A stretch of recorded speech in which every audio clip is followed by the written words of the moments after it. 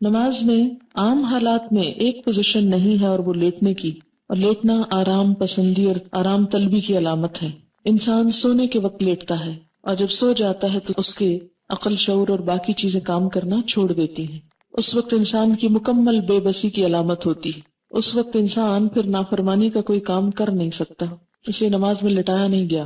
باقی ہر حال میں جھکایا بھی گیا، ناک کی لکیریں نکلوائی گئی، پیشانی زمین پہ رکھی گئی، ہاتھ زمین پہ رکھوائے گئے، اور اس طرح رکھوائے گئے کہ کہا کتے کی طرح پھیلاؤ مت، ان کو اٹھا کے رکھو تاکہ پوری طرح سر جھک جائے۔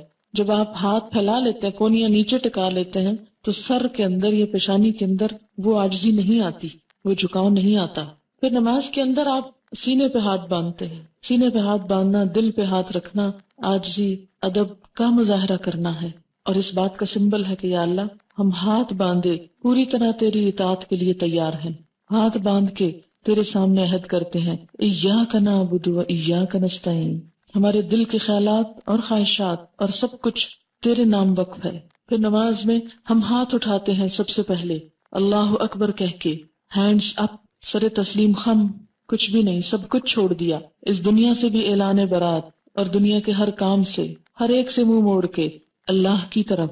اللہ اکبر، آپ خود سوچیں، اللہ اکبر کہتے ہوئے جب انسان اپنے ہاتھ اٹھاتا ہے تو یہ ہینڈز اپ ہونے کی علامت ہے کہ میں بے بس ہوں، تیرے سامنے کوئی بھی چیز، میرے ہاتھ خالی ہیں، خالی ہاتھ آیا ہوں، اور عاجز ہوں، اطاعت گزار ہوں، فرما بردار ہوں، جو کہے گا مانوں گا۔ اور آخری ایکشن نماز میں سلام ہوتا ہے۔ ابتدا ہوتی ہے اللہ اکبر سے اور انتہا ہوتی ہے سلام پر۔ سلام پر انسان کی گردن بھی موو کرتی ہے، رائٹ اور لیفٹ، گویا تمام جسم اللہ کی اطاعت میں ایک دفعہ ہل چکا ہوتا ہے۔ اور جب انسان اپنی دائیں طرف سلام کرتا ہے تو پوری دنیا والوں کے لیے امن کا پیغام دیتا ہے، میسج دیتا ہے۔ بائیں طرف کرتا ہے تو پوری دنیا والوں کے لیے امن کا پیغام دیتا ہے، السلام علیکم، تم سب پر سلامتی ہو، اور تم سب پر سلامتی ہو، میرے ہاتھ اور میرے زبان اور میرے اعمال سے تم سب محفوظ رہو۔ ایک نقطے پہ غور کیجئے، اللہ چاہتا تو یہ ایکشن کروائے بغیر یہ سب کچھ ہم سے کہلوا دیتا، لیکن آپ نے دیکھا ہوگا کہ بچوں کو بعض اوقات پوئمز پڑھوائی جاتی ہیں جو ویسے ہی رٹوا دی جاتی، اور بعض پوئمز ہوتی ہیں ایکشنز کے ساتھ۔ دونوں میں کیا فرق ہے؟ بہت بڑا فرق ہے۔ جب انسان جسمانی حرکات کے ساتھ کھڑے ہو کر، بیٹھ کر، سجدے میں جا کر، رکوع میں جھک کر، گردن موڑ کر، ہاتھ اٹھا کر اللہ کا نام لیتا ہے، تو گویا اپنے صرف زبان سے نہیں، صرف دماغ سے نہیں، صرف خیالات سے نہیں، اپنے جسم کے ساتھ، اپنے ایکشنز کے ساتھ یہ ثابت کر رہا ہے کہ وہ اللہ ہی کا بندہ ہے، اور اللہ کی اطاعت میں ہر طرح سے سرگرم عمل رہے گا۔ پھر آپ دیکھیں کہ نماز میں چلنا نہیں ہوتا، چلنا منع ہے، نماز میں بولنا منع ہے، نماز میں کھانا پینا منع ہے۔ اس سے کیا پتہ چلتا ہے کہ یا اللہ تیری خاطر میں بھوک کی قربانی دے سکتا ہوں، تیرے لیے میں اپنی بھوک قربان کر سکتا ہوں۔ بولتا نہیں، بولنے کی خواہش بھی ایک بڑی شدید خواہش ہوتی، خصوصاً خواتین میں۔ چپ رہنا بہت مشکل ہوتا ہے، بولنا بہت پسندیدہ ہوتا ہے۔ تو نماز میں انسان بولنا منع ہے، بول نہیں سکتے۔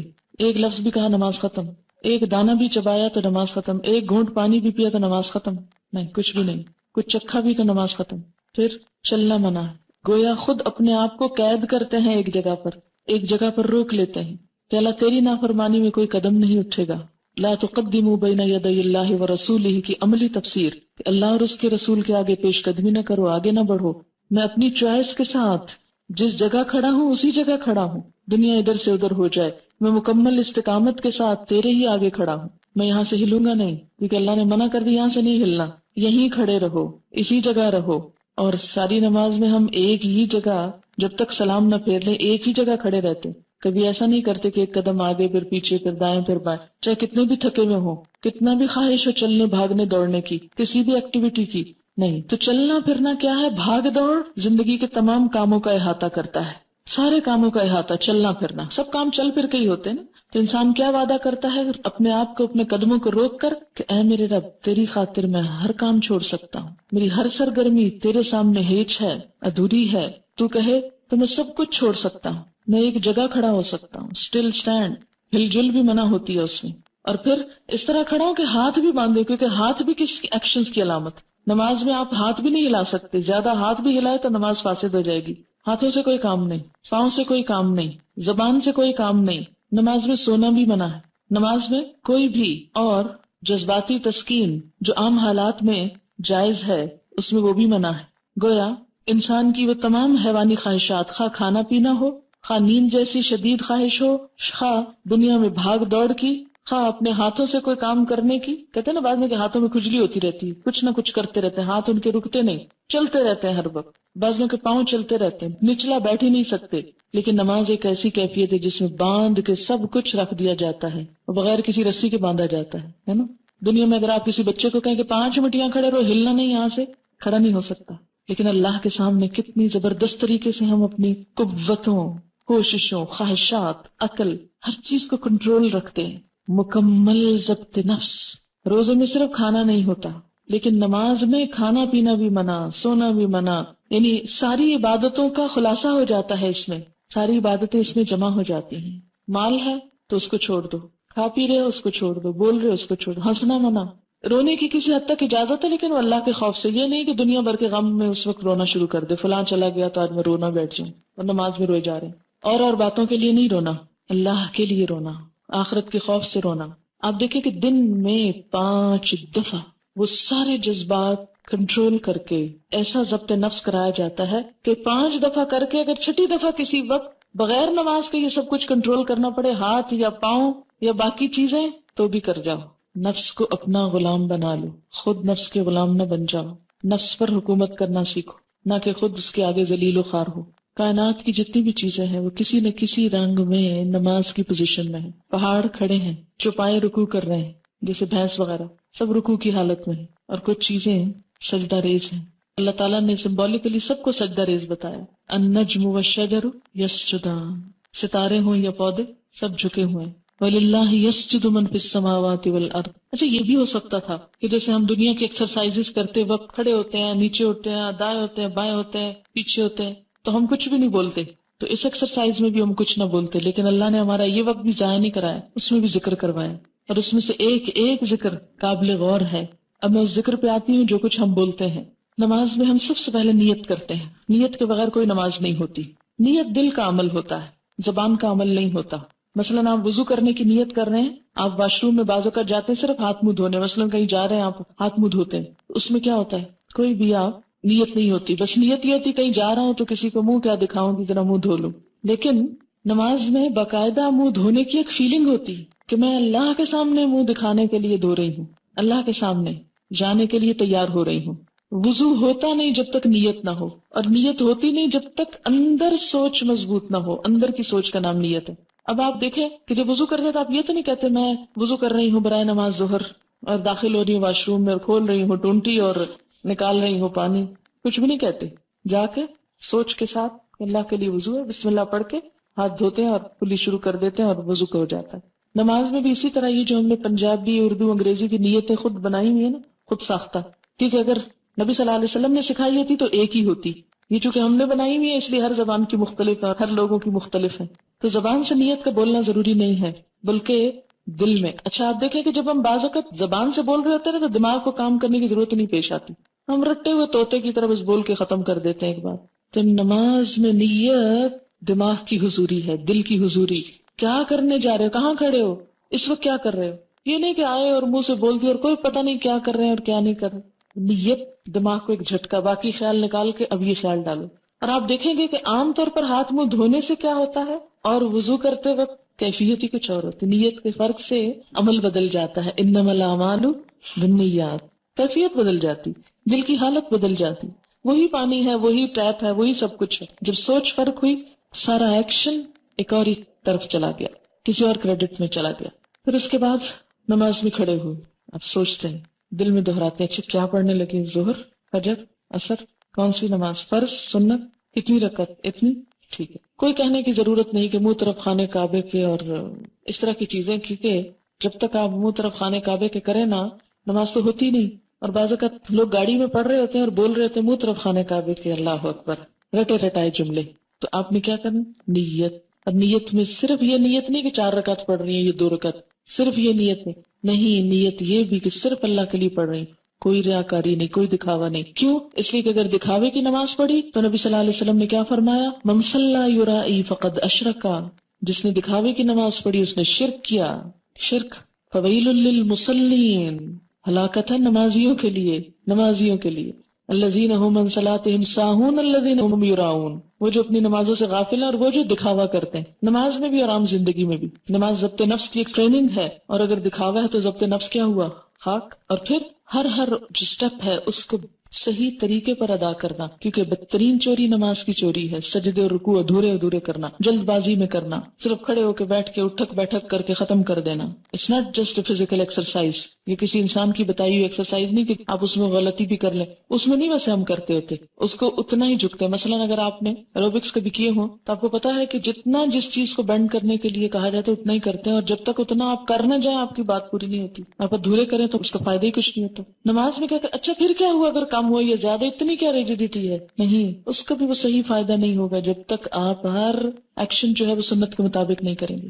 اب آپ نے بولنے کا کام شروع کیا، ہاتھ اٹھا کر اللہ اکبر، اللہ سب سے بڑا ہے، ہر چیز سے دستبردار ہوتا ہوں، ہر چیز سے خالی ہاتھ ہوں، صرف اس کی بڑائی کا اعلان کرتا ہوں، اللہ اکبر۔ کھول دیے ہاتھ، مٹھیاں بند کر کے اللہ اکبر نہیں ہو سکتی، ہاتھ کھولنے پڑیں گے، کھول دیے، کچھ بھی ہے گر گیا ہاتھوں سے، سب کچھ چھوڑ سکتا ہوں۔ اور جب ہاتھ اٹھاتا ہے نا انسان اللہ اوپر کرتا ہے تو بغلوں کے نیچے سے بھی سب کچھ گر جاتا ہے، کہیں پر کچھ نہیں چھپا سکتا۔ اس طرح ہاتھ رکھے ہیں تو چھپا سکتا ہے، جب اللہ اکبر کہتا ہے انسان سب کچھ خالی ہو جاتا ہے، ہر چیز سے دستبردار ہو جاتا ہے، کچھ ساتھ چپکا ہوا نہیں رہ سکتا، نماز کی حالت میں کوئی بوجھ نہیں اٹھا سکتے آپ۔ تو کیا ہوا آپ کا؟ اللہ اکبر، اللہ کی بڑائی کا اعلان، سب سے بڑا ہے تو، سب سے بڑا۔ دیکھیں کتنی دفعہ کہتے ہیں اللہ اکبر، کتنی دفعہ۔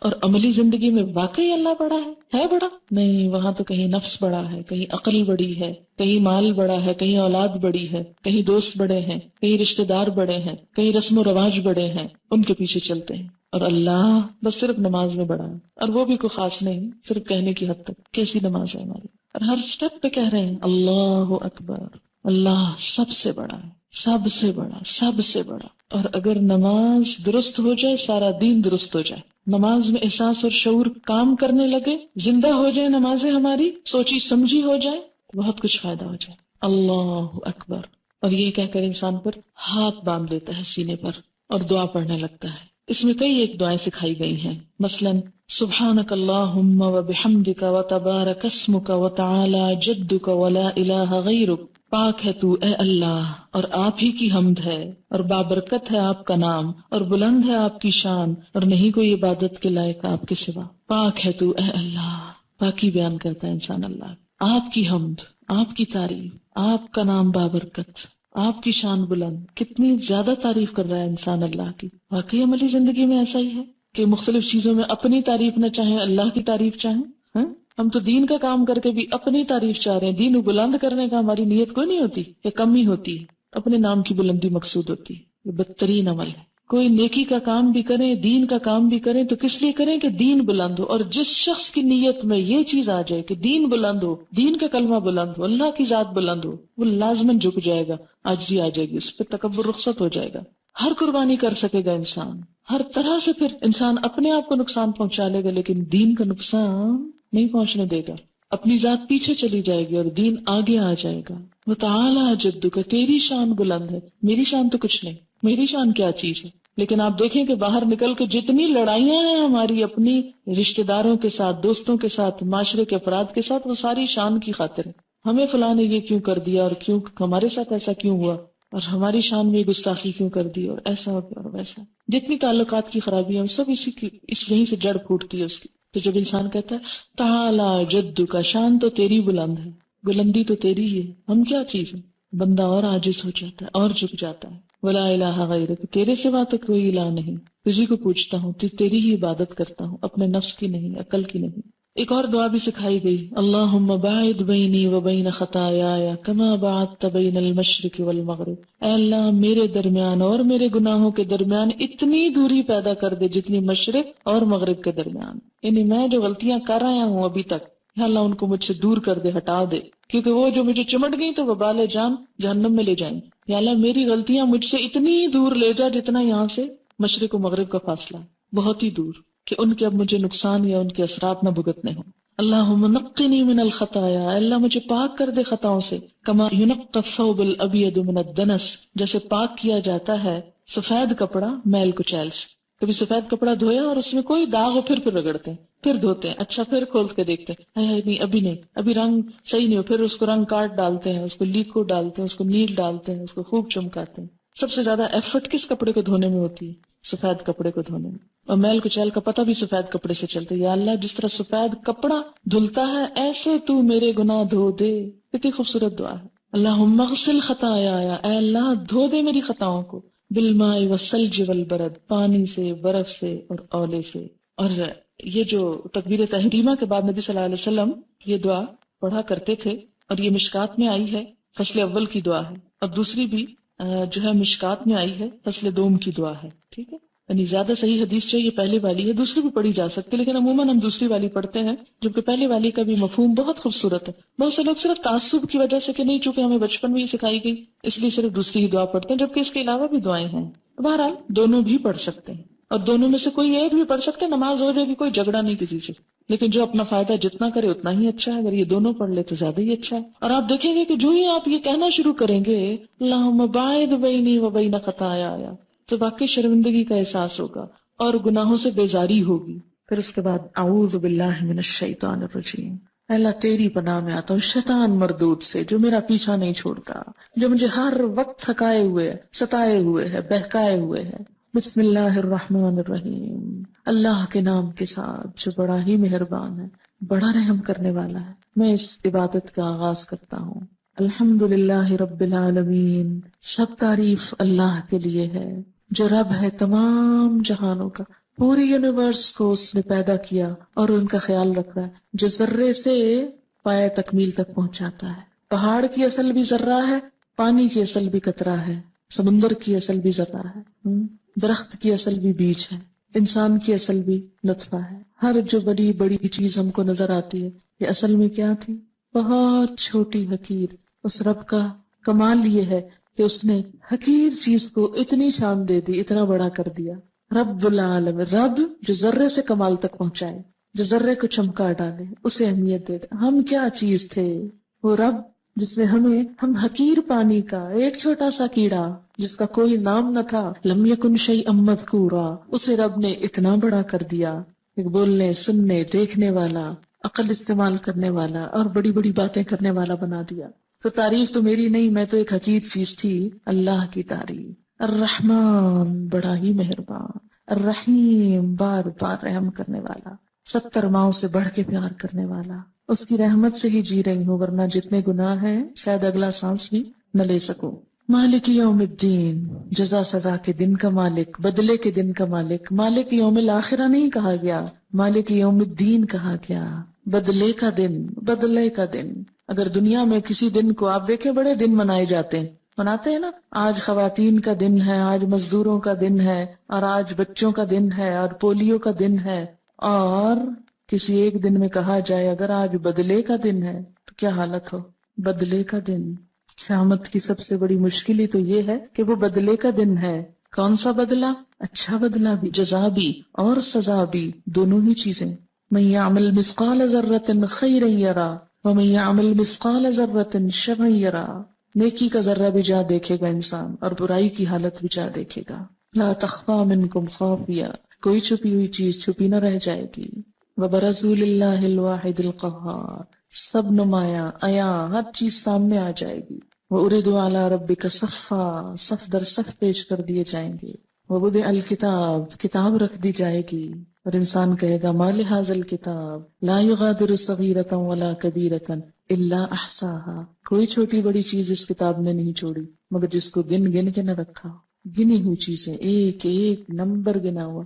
اس انسان کے اتنے ہزار جھوٹ، اس انسان کی اتنی غیبتیں، اس انسان کی اتنی گالیاں، اس انسان کی اتنا احصا ہوتا ہے کسی چیز کو شمار کرنا، اسٹیٹسٹکس کے ساتھ کسی چیز کو پیش کرنا۔ اس انسان نے اتنے لاکھ دفعہ سبحان اللہ کہا تھا، اس نے اتنی نمازیں پڑھی تھی، اتنا قرآن پڑھا تھا، گنی ہوئی، حرف حرف گنا ہوا، کیونکہ ہر حرف پہ 10 نیکیاں نا، اس لیے ہر حرف گن کے رکھا جائے گا وہاں۔ ایسے کمپیوٹرز ہیں کہ سوچ نہیں سکتا انسان، اس کی بنیاد پر پھر جزا دی جانے لگے گی، ذرہ ذرہ تول لیا جائے گا۔ فَأَمَّا مَنْ ثَقُلَتْ مَوَازِينُهُ فَهُوَ فِي عِيشَةٍ رَاضِيَةٍ وَأَمَّا مَنْ خَفَّتْ مَوَازِينُهُ فَأُمُّهُ هَاوِيَةٌ۔ وما ادراک ما ہی نار حامیہ، جس کے نام اعمال بھاری ہوں گے وہ دل پسند عیش میں ہوگا، اور جس کے اس بدلے کے دن ہلکے ہو گئے وہ مصیبت میں مبتلا ہو جائے گا. اس کی ماں تو پھر خبر گیری کرنے والی حاویہ وہ جہنم ہوگی. تمہیں کیا پتا کہ کیا ہے، کھولتی آگ، ابلتی بھڑکتی آگ.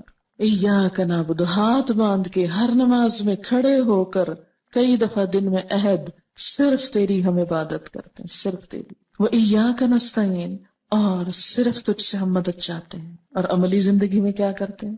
کبھی کسی پہ توقع، کبھی کسی پہ سہارا، کبھی کسی کا بھروسہ. جھوٹ کہتے ہیں جو نماز میں کہتے ہیں، اسی لیے تو نماز قائم نہیں ہو رہی. کسی بھی چیز کی بنیاد جب جھوٹ پر ہوتی ہے تو وہ قائم نہیں ہو سکتی، جھوٹ کے پاؤں نہیں ہوتے. تو جو شخص سچی نماز پڑھتا ہے پھر ہو نہیں سکتا کہ اس کی زندگی میں غیر اللہ شامل ہو جائے. ایاک نعبد، صرف تیری ہم عبادت کریں. وایاک نستعین، صرف تجھ سے ہم مدد چاہتے ہیں. انسانوں سے کوئی مدد لینا، مثلا میں آپ سے کہوں کہ یہ پانی کا گلاس اٹھا کے نیچے رکھ دیں، یہ اس میں شامل نہیں ہوتا. کیوں؟ اس لیے کہ یہ اسباب کو اختیار کرنا اللہ تعالیٰ کی طرف سے اس کا حکم بھی ہے. اللہ نے قرآن پاک میں ایک بہت عادل بادشاہ ذوالقرنین کی صفت بیان کی کہ اس نے فَأَتْبَعَ سَبَبًا، بار بار آتا ہے کہ اس نے اسباب کی پیروی کی، اسباب استعمال کیے. اللہ کی پیدا کی نعمتوں کو استعمال کرنا یا کسی انسان سے مدد لینا یا ظاہر میں کسی چیز کا تبادلہ کرنا یہ منع نہیں ہے، یہ اس میں نہیں آتا. لیکن یہ سوچنا کہ کوئی شخص غیبی قوت کے ساتھ مدد کر سکتا ہے، بغیر وسائل کے ہماری مدد کر سکتا ہے، اپنی کسی خاص قوت کی وجہ سے کوئی کام کروا سکتا ہے جو مادی چیزوں میں نہیں، روحانی چیزوں میں، تو یہ شرک میں آ جاتا ہے. صرف اللہ سے مدد چاہتے ہیں، بھروسہ اللہ کی ذات پر. اہدنا الصراط المستقیم. پھر دعا مانگتے ہیں اللہ سیدھا راستہ دکھا. صراط الذین انعمت علیہم، ان لوگوں کا راستہ جن پر تو نے انعام کیا. یعنی ہر شخص سمجھتا وہ سیدھے راستے پہ جا رہا ہے، جبکہ دیکھنا یہ ہوگا کہ سیدھے راستے پہ جانے والے صحابہ کرام جو تھے، انبیاء علیہم السلام جو تھے، انہوں نے کیا کام کیے. غیر المغضوب علیہم، ان کا نہیں جن پہ تیرا غضب ہوا، ولا الضالین، اور نہ ان کا راستہ چاہیے جو بھٹک گئے. ایسے لوگ جیسی قومیں جن پر تیرا غضب ہوا، جیسے یہود نے کام کیے، بنی اسرائیل نے کام کیے، یا اللہ ہم وہ نہ کریں. اور نصارہ نے جو شرک کیا اور جس طرح بگڑ گئے اور دین کی حدیں پھلانگ کے کہیں اور چلے گئے، اور جدید دور میں جیسے وہ سیکولرزم کی طرف مائل ہو گئے ان کی اکثریت، سب بھٹکنے کی علامتیں ہیں. یا اللہ تو ہمیں ان سب بھٹکنے والی چیزوں سے بچا لینا. دن میں 5 دفعہ، اور پھر کہتے ہیں آمین، اے اللہ تو سن لے اور تو قبول کر لے. یہ ایک طرح سے دعا ہے. اب آپ دیکھیں کہ نماز میں ہم اللہ کو کیا دے رہے ہیں، خود ہی مانگے جا رہے ہیں. تھوڑی سی تعریف کرنے کے بعد مانگنے پہ آ جاتے ہیں، مانگنا شروع کر دیتے ہیں، پھر بھی احسان جتاتے ہیں کہ ہم نماز پڑھ رہے ہیں. نماز وہ تو اللہ ہمارے ساتھ بھلا کر رہا ہے. اللہ تعالیٰ نے ہمارے ساتھ بھلائی کی، ہم بھلا کیا کر رہے ہیں؟ کچھ بھی نہیں کر رہے. پھر اس کے بعد قرآن کا کچھ حصہ، فَاقْرَؤْا مَا تَيَسَّرَ مِنَ الْقُرْآنِ فَاقْرَؤْا مَا تَيَسَّرَ مِنْهُ وَرَتِّلِ الْقُرْآنَ تَرْتِيلًا. جیسے سورۃ مزمل میں آتا ہے یا ایھا المزمل قم اللیل الا قلیلا نصفہ وانقص منہ او زد علیہ ورتل القرآن ترتیلا. آہستہ آہستہ ترتیل کے ساتھ قرآن کو پڑھنا نماز میں. اس سے یہ پتہ چلتا ہے کہ زندگی کے ہر روز میں نماز میں قرآن کا کچھ نہ کچھ حصہ ضرور پڑھا جاتا ہے. تو گویا انسان اور قرآن لازم و ملزوم. عموماً لوگ صرف قل ہو اللہ پہ گزارا کرتے ہیں. کھانے میں تو ہم ایسا نہیں کرتے کہ صرف ایک چھوٹی سی چیز پہ گزارا کریں، ایک ہی کھانا روز کھاتے جائیں، ایک ہی لباس روز پہنتے جائیں. لیکن نماز میں ہم کیا کرتے ہیں کہ ہم ایک ہی قل ہو اللہ پڑھے جاتے ہیں. تو نماز میں کوشش کریں کہ نبی صلی اللہ علیہ وسلم کی جو مسنون صورتیں تھیں مختلف نمازوں میں پڑھا کرتے تھے وہ پڑھیں. اگر وہ یاد نہیں تو کم از کم اتنا تو قرآن پڑھیں کہ جس کو قرآن پڑھنا کہا جا سکے، نہ کہ صرف یہ کہ خانہ پوری. اور پھر جب آپ نماز میں قرآن پڑھیں گے اور سمجھ کر پڑھیں گے اور سمجھ کر سنیں گے، جیسے رمضان آ رہا ہے اور عمرے وغیرہ پہ جانے کی آپ کو توفیق ہو، تو آپ دیکھیں گے کہ نماز کی حالت میں قرآن کا پڑھنا اور سننا ایک اور ہی لطف دیتا ہے، ایک اور ہی مزہ دیتا ہے، ایک اور ہی حیثیت رکھتا ہے. اور سب سے زیادہ ثواب بھی اس قرآن کے پڑھنے کا ہے جو نماز میں پڑھا جاتا ہے. اس لیے خوش قسمت ہے وہ لوگ جنہیں حفظ و قرآن اور وہ نمازوں میں اس کو حاضر کریں، اور جن کو نہیں وہ اس کے لیے کچھ نہ کچھ کوشش کریں. اور آپ سب کے لیے میں یہ کہوں گی جو لوگ اب فارغ ہو کے جا رہے ہیں، ہمارے پچھلے سال کی ایک اسٹوڈنٹ تھی، ان کا جب کورس ختم ہو رہا تھا تو بہت اداس تھی، جیسے اکثر لوگ اداس ہوتے ہیں اس موقع پر. لیکن انہوں نے اپنی اداسی کو اور اس خلا کو کہ میں اب روز اتنا قرآن سنتی اور پڑھتی تھی، اب ایک دم میری زندگی میں خلا آ جائے گا، اتنا قرآن کے ساتھ تعلق، پھر کیا ہوگا؟ میرے پاس تو وقت ہے اور مجھے اس کے ساتھ تعلق قائم کرنا ہے. تو انہوں نے ایک بڑی اچھی بات سوچی، اور وہ یہ تھی کہ وہ کہنے لگی کہ میں نے اپنے اس غم اور اس اداسی کو ایک پریکٹیکل چیز میں بدل لیا. میں نے کہا کہ میں قرآن کا کچھ حصہ یاد کروں گی. اور ویسے بھی ہمارے کورس میں 30واں پارہ زبانی یاد کرنا ہوتا ہے، جو عموماً ہم طالبات کو کھلی چوائس دیتے ہیں کہ کورس ختم ہونے کے بعد گھر جا کر یاد کر کے کسی بھی وقت سال میں آ کے سنا دیں. تو 30واں چونکہ ہماری طرف سے لازم تھا تو انہوں نے کیا کیا، جاتے ہی قرآن پاک چھوٹی چھوٹی صورتوں کے ساتھ یاد کرنا شروع کر. اب وہ کہتی تھی کہ جس طرح میں پہلے دن میں 10 دفعہ سبق ترجمے سے یاد کرتی تھی، اب میں نے کیا کیا 10 نہیں 20 دفعہ ایک ایک آیت پڑھتی تھی. جب آیت یاد ہوتی پھر 2 آیتیں ملا کے 20 دفعہ کرتی. پھر اسی طرح پہلے یہ ہوتا کہ جب کوکنگ کر رہے ہیں تو قرآن پڑھ رہے ہیں، تو اب بھی میرا روٹین ہوتا تھا کہ اس وقت بھی قرآن پڑھ رہے ہیں. کہتی ڈرائیونگ کر رہی ہوتی تھی تو لائٹس پہ گاڑی رکتی تھی تو فوراً قرآن اٹھاتی اور سورت کو یاد ویسے پڑھتی رہتی، اور پھر کیا کرتی تھوڑی سی جہاں سے بھولتی وہاں سے سپارہ دیکھ کے یاد کر رہی. پھر کہتی کہ میں نے ایک حافظہ کا بندوبست کیا کہ جو مجھ سے سنتی تھی، کیونکہ میں سمجھتی تھی کہ اب اتنا زیادہ ہو گیا کہ میں خود سے نہیں کر سکی. قرآن سنانے سے ہی زیادہ یاد ہوتا ہے، غلطی نکلتی ہے تو پتہ چلتا ہے کہ کہاں کھڑے ہیں. کہتی پھر اس کے سنانے کا بندوبست کیا. اور اس طرح وہ جو مجھے ڈر تھا کہ گیپ آ جائے گا، کہ قرآن کے ساتھ اتنی اٹیچمنٹ ہو گئی تھی اور اتنا اچھا سال گزرا تھا، تو اس میں فرق نہیں پڑا. پھر 30واں ہم نے لازم کیا تھا، اس میں جب انہوں نے سنایا تو کوئی غلطی نہیں تھی، 100 کے 100 نمبر تھے ان کے. پھر اس کے بعد انہوں نے کیا کیا، خود اپنے اون پہ 29واں بھی، کیونکہ بچے ان کے بڑے ہیں، 2 ہیں، بڑے ہو چکے ہیں، گھر کا اتنا خاص کام نہیں. خود ڈینٹسٹ تھی، کام چھوڑ دیا فی الحال.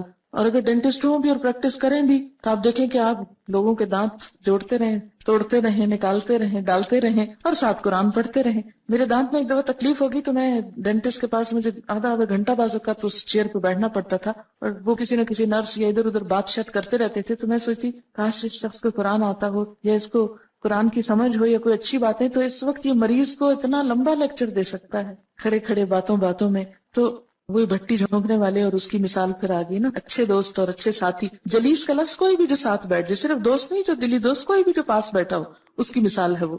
تو اس طرح جیسے ابھی اب دعائیں آپ کو سکھائی جائیں گی نئے لوگوں کو جو سیکھ چکے ہیں، اس میں بھی ہم یہ دعا مانگتے ہیں نا کہ ورزقنی تلاوتہ آناء اللیل وآناء النہار، مجھے اس کی تلاوت کی توفیق عطا کر رات کی گھڑیوں میں اور دن کی گھڑیوں میں. یعنی جب آپ قرآن آپ کو یاد ہو جاتا ہے تو پھر کیا ہوتا ہے، کھڑے چلتے بیٹھتے اٹھتے پھرتے آپ کچھ نہ کچھ یاد کر لیتے ہیں. پھر اس کو یاد رکھنے کا طریقہ یہ ہے کہ نمازوں میں آپ اس کو پڑھیں، اور جس کے لیے یہاں بات ہو رہی ہے کہ نماز کے اندر اس کو دہرایا جائے. اور اس میں یہ کہ جیسے ظہر کی نماز کے لیے ایک سورت رکھ لیں، ایک عصر کے لیے رکھ لیں، پھر مغرب کے لیے، اور اس طرح آپ کی نماز میں کنسنٹریشن خود بخود آنے لگے گی جب قرآن ورائٹی کے ساتھ آپ پڑھیں. اور اگر کل ہو اللہ پہ صرف زور رہا، اس کو آپ بے شک شامل کریں اپنی نماز میں. جیسے ایک صحابی تھے، وہ ہر نماز کی ہر رکعت میں ہر اور تلاوت کے ساتھ کل واللہ ضرور پڑھتے تھے. تو کسی نے حضور سے شکایت کر دی صلی اللہ علیہ وسلم، تو آپ نے اس سے پوچھا، تو نے کہا مجھے اس سورت سے بڑی محبت ہے. تو آپ صلی اللہ علیہ وسلم نے فرمایا تمہاری اس سورت کی محبت نے تجھے جنت میں داخل کروایا. تو اچھی سورت ہے، ضرور پڑھیں. یہاں میرے کہنے کا مطلب یہ نہیں کہ کل واللہ چھوڑ دیں، ضرور پڑھیں، لیکن اس کے ساتھ ورائٹی کے ساتھ قرآن، کبھی کہیں سے کبھی کہیں سے کبھی کہیں سے. تو آپ دیکھیں گے انشاءاللہ نمازیں بہت امپروو ہوں گی. اور سب سے زیادہ جو قرآن پڑھنے کا اجر اور ثواب اور لطف ہے وہ نماز ہی کے اندر ہے. پھر اس کے بعد ہم کیا کرتے ہیں، اللہ اکبر کہہ کر پھر رکوع میں جاتے ہیں. رکوع میں اور اس وقت ہم کیا پڑھتے ہیں، سبحان ربی العظیم، پاک ہے میرا رب جو بہت بڑا ہے، میں تو بہت چھوٹی ہوں، میں تو جھکی ہوئی ہوں، بڑا تو وہ ہے. عملی طور پہ اپنے آپ کو پریکٹیکلی فزیکلی اپنے آپ کو بینڈ کر کے اور پھر انسان اللہ کی عظمت کی بات کرتا ہے، سبحان ربی العظیم. اور یہاں پر ایک دعا بھی پڑھی جاتی ہے، سبحانک اللہم ربنا وبحمدک اللہم اغفر لی. اور یہ دعا بھی نبی صلی اللہ علیہ وسلم سے ثابت ہے. یہ پہلی دعا اور دوسری دعا یہ دونوں ہی مشکات سے ہیں. پہلی دعا جو ہے مشکات کی فصل اول سے اور دوسری فصل دوم سے. اچھا، فصل اول سے کیا مراد ہے، اس میں کیٹیگری ہے. جو سب سے زیادہ صحیح حدیثیں ہیں وہ فصل اول میں ہے، جو ذرا کم ہے کسی بھی لحاظ سے تو وہ سیکنڈ کیٹیگری میں. پھر تیسری میں کچھ ضعیف حدیثیں بھی شامل ہیں اس میں. تو یہ جو دعا ہے سبحانک اللہم ربنا وبحمدک اللہم اغفر لی، یہ پہلے درجے کی دعاؤں میں سے ہے، اس کو بھی پڑھ سکتے ہیں. اور اس کا معنی کیا ہے، پاک ہے تو اے اللہ، اے ہمارے رب، اور تعریف تیرے ہی لیے، اللہ میاں مجھے بخش دے، میں تیرا عاجز بندہ، تو میری بخشش کر. ہم یوں بھی کر سکتے ہیں، 3 دفعہ سبحان ربی العظیم پڑھ کے چوتھی دفعہ یہ پڑھ لیں یا 2 دفعہ یہ پڑھ لیں، جیسے آپ چاہیں. اس میں اوپن چوائس ہے. جب انسان اپنی عاجزی کو تسلیم کرتا ہے نا، اپنی کمی حقارت کو، پھر لازمی بخشش کی دعا نہیں کرتے، اللہ تعالیٰ پھر تو مجھے معاف کر دے، معاف کر دے. کیونکہ ہم اللہ کا شکر تو ادا کر ہی نہیں سکتے، اور اس کی نعمتوں پہ شکر ادا نہ کرنا یہ ایک قصور ہے. اگر ہم کوئی گناہ نہ بھی کریں، کچھ بھی نہ کریں، ہم چپ بھی بیٹھے رہیں، یہ بھی ایک قصور ہے کہ اللہ نے زبان دی سے اس کے ذکر میں کیوں نہیں استعمال کیا. بہرحال پھر اس کے بعد ہم رکوع سے اٹھ جاتے ہیں، اور اس وقت پھر اٹھتے اٹھتے اللہ کی تعریف کرتے ہیں. سمع اللہ لمن حمدہ ربنا ولک الحمد حمدن کثیرن طیبن مبارکن فی. سن لیا اللہ نے جس نے اس کی تعریف کی. جس نے اللہ کی تعریف کی، اللہ نے اس کی بات سن لی. اب دیکھیں کہ جب آپ کو یقین ہو کہ کسی نے آپ کی بات سن لی، بات پہنچ گئی، کتنا لطف آتا ہے اس چیز میں. سن لی. کوئی کسی کی بات نہ سنے کیسا لگتا؟ آپ کسی سے بات کرنا چاہ رہے وہ سنے نہ آگے سے، میں نہیں سننا چاہتا، جاؤ یہاں سے، کتنا برا لگتا ہے. تو سمع اللہ لمن حمدہ، اللہ اتنا پیارا ہے کہ جو اس کی تعریف کرتا ہے وہ اس کی بات سن لیتا ہے. چپکے سے بھی کہتے ہیں نا، دل دل میں، وہ بھی سن لیتا ہے. سمع اللہ ربنا، اے ہمارے رب، ولک الحمد، تعریف تیرے ہی لیے ہے.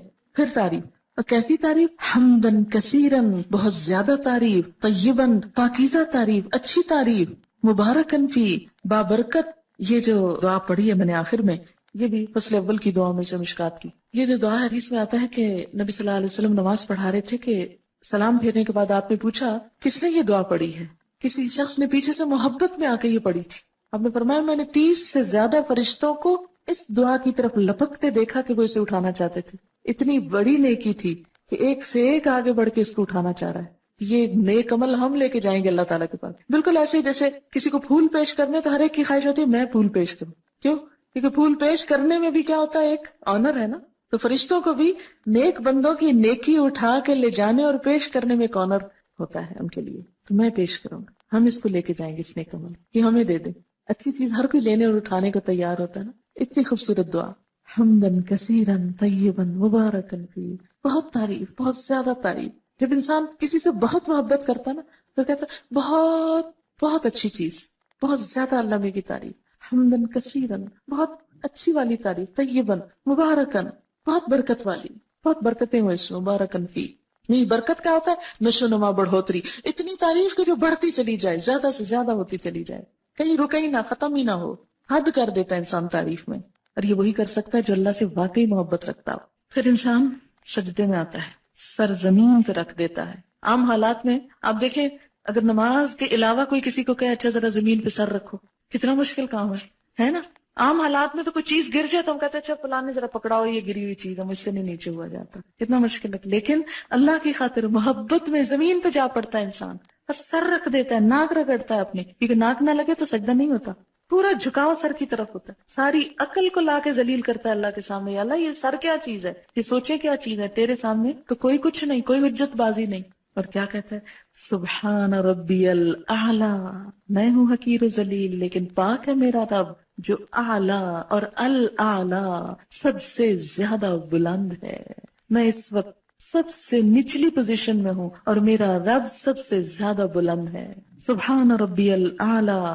اور اس وقت انسان پھر کیا کرتا ہے؟ وہی دعا دوبارہ پڑھ سکتا ہے، سبحانک اللہم ربنا وبحمدک اللہم اغفر لی. حدیث میں آتا ہے کہ بندہ سجدے کی حالت میں اللہ کے سب سے زیادہ قریب ہوتا ہے، سب سے زیادہ قرب کی حالت ہے. وسجد واقترب، سجدہ کرو، قریب ہو جاؤ. اس وقت اللہ کی بڑائی بیان کرتا ہے انسان. اور اسی لیے سجدے کی حالت میں کی ہوئی دعا قبول ہوتی ہے. اور اس وقت انسان بخشش کی دعا مانگ لے، اللہم اغفر لی، تو اس سے بڑھ کر اور کوئی خوبی نہیں، کوئی بھلائی نہیں. پیک پہ ہوتا ہے انسان اپنی عاجزی کے اور مانگنے کے اور قربت کے اور دعا کے قبول ہونے کے. ہر چیز اپنی انتہا کو. یہاں سے کیا ہوا؟ یعنی کھڑے ہو کے جو نماز شروع کی تھی، سجدے میں پہنچ کے اپنی ٹاپ پہ پہنچ گئی. عاجزی کی انتہا ہو گئی، تعریف کی انتہا ہو گئی، دعا کی انتہا ہو گئی. اور انتہا کے اللہم اغفر لی، بخشش ہو جائے. عام زندگی میں بھی یہی ہماری سوچ ہونی چاہیے کہ یا اللہ تو بخش دے، بس بخش دے. بخشے گئے تو سب کچھ مل گیا، اور اگر بخشش نہیں کچھ بھی نہیں. پھر کیا کرتے ہیں؟ بیٹھ جاتے ہیں. اللہ اکبر، ہر سٹیپ پہ اللہ اکبر. اب جب بیٹھتے ہیں پھر ایک دعا سکھائی گئی، اور وہ دعا کیا ہے؟ اللہم اغفر لی، پھر بخش دے. بخشش پہ اینڈ کیا تھا سجدے میں، اٹھ کے پھر بخشش مانگ رہے ہیں. یہی منتہا. اللہم اغفر لی، اے اللہ مجھے بخش دے، ورحمنی، اور مجھ پہ رحم کر. رحم بھی اللہ کو جب بھی آئے گا نا جب قصور معاف ہوں گے. آپ کسی سے توقع رکھ سکتے ہیں کہ کوئی آپ کے ساتھ بھلا کرے جبکہ اس کا دل آپ کی طرف سے میلا ہو، یا وہ آپ سے ناراض ہو، یا آپ نے اس کو ستایا ہوا ہو؟ کیسے بات کرتے؟ نہیں، پہلے بخشے جائیں گے تو پھر ہی رحمت ہوگی. اللہم اغفر لی ورحمنی. اور کیا؟ واہدنی. یہ دعا کی ترتیب دو مختلف روایتوں میں فرق ہے، میں اس ترتیب سے جو یہاں لکھی ہوئی پڑھتی ہوں. وجبرنی، میری مجبوری دور کر دے، میرا نقصان پورا کر دے. ورفانی، اور مجھے بلند کر دے. میں ہوں حقیر، بلند تو ہی ہے، تو مجھے بھی اپنے نام کے ساتھ بلند کر دے. واہدنی، اور مجھے ہدایت دے، راہ دکھا. وعافنی عافیت دے، صحت دے، ورزقنی رزق دے. دین معتدل دین ہے، دنیا اور آخرت دونوں کی بھلائیاں مانگنی سکھائی گئی. پھر دوبارہ سجدہ، اللہ اکبر، پھر وہی عاجزی، پھر وہی مغفرت کی دعا، پھر اللہ اکبر، اور اسی طرح دوسری رکعت، اور پھر التحیات. اب بیٹھ جاؤ، بیٹھ کے پڑھو. اب ہم اس میں اپنی مرضی نہیں کر سکتے کہ یہ دعا سجدے میں پڑھ لو، سجدے کی بیٹھ کے پڑھ لو، بیٹھ کے پڑھنے والی کھڑے ہو کے پڑھو. کھڑے ہو کے کیا پڑھوایا؟ سورۃ الفاتحہ. بیٹھ کے کیا پڑھوایا؟ التحیات اور درود شریف. التحیات للہ، سب اچھے کلمات، سب تحفے، سب درود اور وظیفے، سب کچھ للہ، اللہ کے لیے. میرے سارے اذکار، میرے سارے دعائیں، میرے سارے اچھے جذبات، میرا سب کچھ میرے رب کے لیے، للہ. التحیات، تحیہ کا لفظ ہے نا، بڑا جامع لفظ ہے، ایک لفظ میں ترجمہ ہو ہی نہیں سکتا اس کا. تحیہ تحفے کے لیے بھی آتا ہے، ہدیے کے لیے، دعا کے لیے بھی آتا ہے، اچھے جذبات کے لیے بھی. اللہ تعالیٰ میرا سارا مال بھی تیرا، میری ساری دعائیں بھی تجھ سے، میرے سارے جذبات بھی تیرے لیے، میرا سب کچھ تیرے لیے. التحیات للہ، التحیات للہ، تحیہ والصلوات، سب دعائیں، سب عجز و نیاز، والطیبات، سب پاکیزہ چیزیں، سب پاکیزہ کلمات، سب پاکیزہ رزق، سب کچھ اللہ کے نام. التحیات للہ والصلوات والطیبات، سب کچھ تیرا ہی تیرا، سب تیرے لیے، میرا تو کچھ بھی نہیں. اور بیٹھنے کا انداز آپ دیکھیں کتنا عاجزی کا ہوتا ہے، گھٹنے ٹیک کے بیٹھنا، گھٹنے ٹیک کے. یہ نہیں کہا کہ ٹانگیں پھیلا کے بیٹھ جاؤ بے شک، یا پلتھی مار کے بیٹھ جاؤ دو زانوں، نہیں، پاؤں پیچھے کر کے، گھٹنے ٹیک کے، عاجزی. گھٹنے ٹیک دینا محاورہ ہے نا، عاجزی کی علامت. بیٹھنے کا ادب سکھایا گیا، طریقہ، سلیقہ. اور پھر ہاتھ گھٹنوں پہ رکھ دو، یہاں سینے پہ نہیں رکھوائے گئے کہ سینے پہ رکھ کے گھٹ. اب دیکھیں کتنی عجیب حالت ہوتی نا اگر ہم بیٹھے اس طرح ہوتے اور ہاتھ سینے پہ ہوتے. ہاتھ بھی وہیں رکھو، کتنا ڈسپلن، کتنی عاجزی، کتنی خوبصورت پھر پوزیشن بن جاتی. ہاتھ گھٹنوں کے اوپر رکھو، انگلیاں ڈھیلی چھوڑ دو. اچھا ایک یاد رکھے، ساری نماز کی ہر پوزیشن میں اکڑنا نہیں، کھینچنا نہیں، ڈھیلے، خشوع، آواز میں بھی خشاعت الاصوات، پوزیشن میں بھی ڈھیلا پن، عاجزی، نرمی، انکساری. کیوں؟ اس لیے کہ قد افلح المؤمنون الذین هم فی صلاتهم خاشعون. اور خشوع کا سب سے پہلا ذریعہ جسم کا ڈھیلا پڑ جانا. اور آپ دیکھیں گے کہ جب جسم ڈھیلا ہوگا، ٹینشن نہیں ہوگی آپ کی، ایک تو ویسے ٹینشن ریلیز ہوگی، اور دوسرا یہ کہ روح سے الفاظ نکلیں گے پھر. کیونکہ جب ہم کھچے ہوتے ہیں نا تو کچھ انرجی ہماری ادھر بھی لگ رہی ہوتی کھچاؤ میں، تو جب وہ ساری انرجیاں ادھر سے بچا کے ایک جگہ کانسنٹریٹ کر لیتے ہیں اللہ کے لیے، ریلیکس ہو کر پوری طرح ایک ہی چیز دماغ میں ہوتی ہے اور دل میں. التحیات للہ والصلوات والطیبات، کتنی خوبصورت. تحیات للہ، سارے تحفے اللہ کے لیے. آپ دیکھیں تحفہ کس کو دیتے ہیں؟ آپ کبھی سوچا آپ کس کو دیتے ہیں؟ جس سے محبت ہوتی، اور محبت کے اظہار کے لیے ہوتا ہے، اس لیے نہیں ہوتا کہ کوئی ضرورت مند ہوتا ہے. اچھا جب اللہ کے لیے ہم کہتے ہیں سارے تحفے تیرے لیے، التحیات للہ. اچھا پھر تحفہ کس چیز کا ہوتا ہے؟ جو چیز انسان کو بہت اچھی لگتی ہے یہ دینی چاہیے. آپ یہ تو نہیں کرتے کہ جو ردی مال اٹھا کر یہ تحفہ میں دے دیتے ہیں کسی، وہ تو پھر دھوکہ ہے. اپنی اچھی سے اچھی چیز، خوبصورت سے خوبصورت. اسی لیے پیکنگ کتنی خوبصورت، بعض اوقات اندر کچھ نہیں ہوتا، پیکنگ بڑی اچھی کرتے ہیں، اس لیے تاکہ دیکھنے والا پیکنگ دیکھ کے خوش ہو جائے. اصل مقصود خوش کرنا ہوتا ہے نا کسی کو. تو یہاں بیٹھ کے ہم زبان کے ساتھ اظہار کرتے کہ یا اللہ میرا سب کچھ تیرے لیے، تجھے خوش کرتا ہوں. تحیات للہ، التحیات للہ. لیکن عملی زندگی میں کچھ بھی نہیں کرتے ہم، اس لیے کہ کبھی بیٹھ کے گھٹنے ٹیک کے ہاتھ رکھ کے سوچا ہی نہیں کیا کہہ رہے ہیں ہم. التحیات للہ، کتنی محبت کا والہانہ انداز ہے نا، سارے تحفے تیرے ہی لیے.